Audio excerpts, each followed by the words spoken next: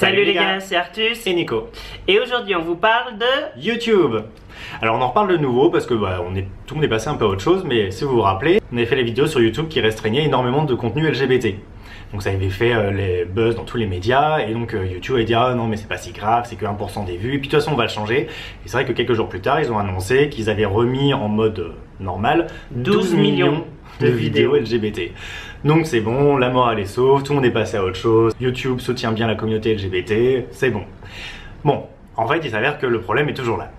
Donc déjà à l'époque on disait mince, est-ce que ce sera vraiment bon, parce que bien sûr qu'ils peuvent montrer que les vidéos sont plus en mode restreint, mais ce qui compte c'est l'algorithme. Voilà. Est-ce que les vidéos sont proposées? Voilà, parce que c'est vraiment ça qui fait les vues et c'est ça qui fait que des chaînes se développent, c'est de proposer le contenu à des gens qui ne sont pas abonnés.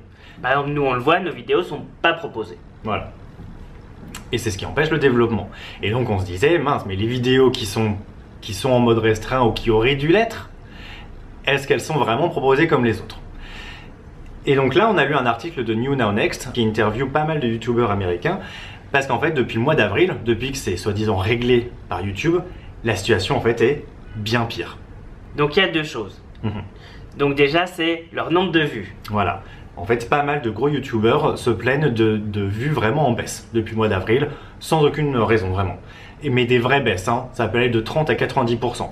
Il y a Davey Wavy, énorme. Oui, Shep689, des youtubeurs lesbiennes aussi, et beaucoup de youtubeurs, il n'y en a pas beaucoup malheureusement, mais beaucoup des youtubeurs qui sont transgenres, en fait, se plaignent d'avoir vraiment des baisses de vues. Armstrong, qui a été la première, par exemple, à montrer sa transition en vidéo sur YouTube, parle d'une baisse de 97% du nombre de vues. Elle en faisait 17 000, elle en fait plus que 600.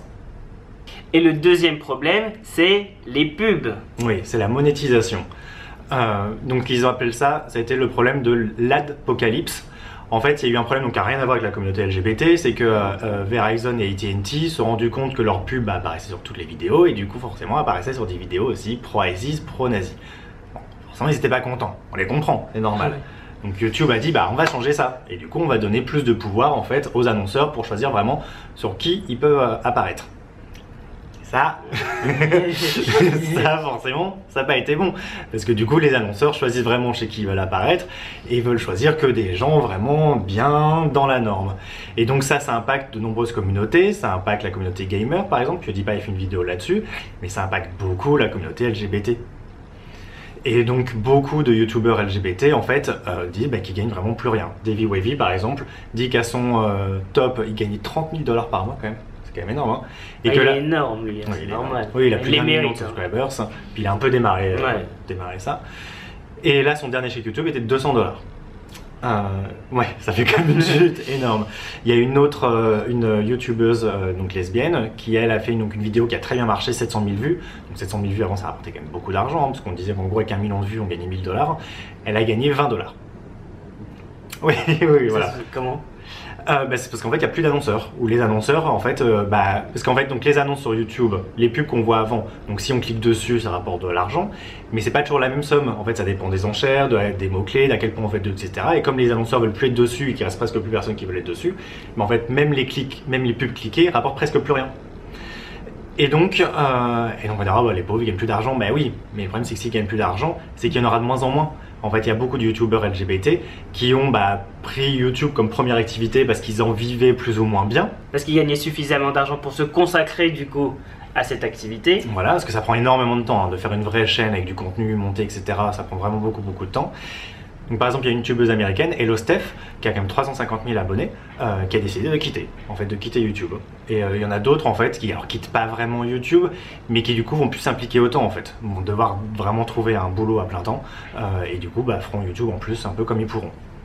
Et donc ça c'est quand même dommage parce qu'on a vraiment besoin quand même de tous les youtubeurs LGBT pour montrer tous les types de communautés en fait, pour parler à tous les gays, tous les lesbiennes, tous les transgenres, tous les bi possibles, parce que on n'est pas une communauté unie, parce qu'on n'est pas une communauté uniforme, donc il faut vraiment un maximum de personnes différentes pour aider aussi à continuer d'intégrer notre communauté. Nous on parle aux gays un peu cochonnes, c'est ça? Voilà, c'est ça. Notre communauté. Ouais, mais il en faut vraiment pour tous, hein. Et donc forcément c'est jamais bon quand le système change pour des raisons d'argent et qui font qu'au final la communauté LGBT va perdre de la voix. A priori, je pense que c'est un problème qui touche surtout les États-Unis.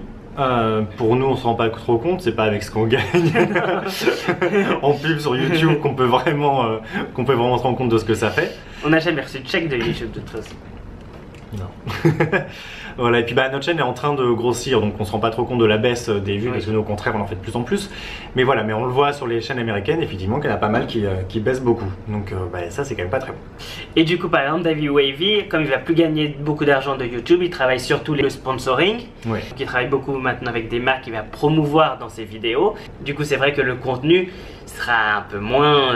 il risque de changer, c'est ça le truc en fait, c'est que quand on doit vraiment juste gagner de l'argent pour vivre, forcément on va faire que ce qui plaît, on va faire que ce que veulent des annonceurs, et du coup ça va être un contenu plus commercial, alors que quand il pouvait gagner de l'argent juste grâce aux vues via YouTube, il avait une certaine indépendance, il pouvait faire en plus toutes les vidéos qu'il fait qui sont vraiment plus liées aux droits LGBT, à l'homophobie, etc. Voilà, parce qu'il avait une sécurité, et du coup il pouvait vraiment se permettre de faire ça. Voilà, quand on est obligé de faire que ce qui marche, parce que sinon on peut pas en vivre, au final on se retrouve avec des vidéos sur le cul. Puis j'ai peur aussi que les annonceurs, du coup, ils se disent du coup de toute façon c'est nous qui avons le pouvoir maintenant, du coup tu peux gagner un peu moins. En tout cas en tant qu'annonceur, moi je ferais ça. Oui voilà, et du coup ça retire une certaine liberté, et ça c'est jamais bon quand on veut vraiment faire avancer les droits. Donc voilà, c'était notre vidéo sur le méchant YouTube encore. Oui, voilà, on pensait que c'était réglé, enfin on pensait que YouTube allait dans la bonne direction, et finalement c'est pire qu'avant. Donc nous on continue à faire des vidéos autant que possible, et on de toute façon on gagne manque 0 quand on gagne déjà 0, de toute façon ça change rien. Donc nous on continue. Et on vous fait des bisous bisous.